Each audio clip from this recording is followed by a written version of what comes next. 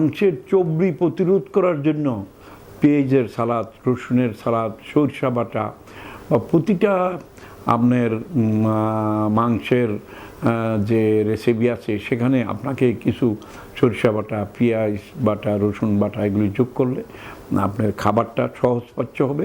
এই খাবার থেকে যে চর্বিগুলো আপনার শরীরে ডিপোজিট হইতে পারে, রক্তে ডিপোজিট হইতে পারে, এটা আর হবে না। আলহামদুলিল্লাহ, আমি সহজ করে বলতে চেষ্টা করি।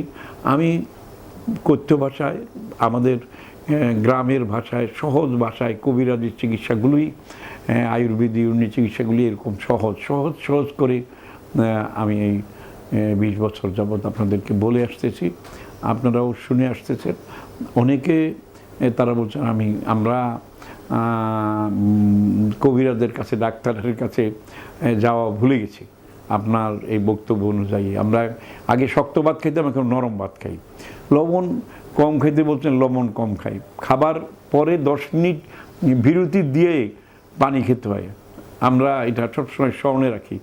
সাথে সাথে ভাতের মাঝে, ভাতের 2 প্রান্তে আমরা পানি খাই না, পানিটা একটু পরে খাই এবং পেট ভরে একসাথে পানি খেয়ে নিই 10-15 মিনিট পরে।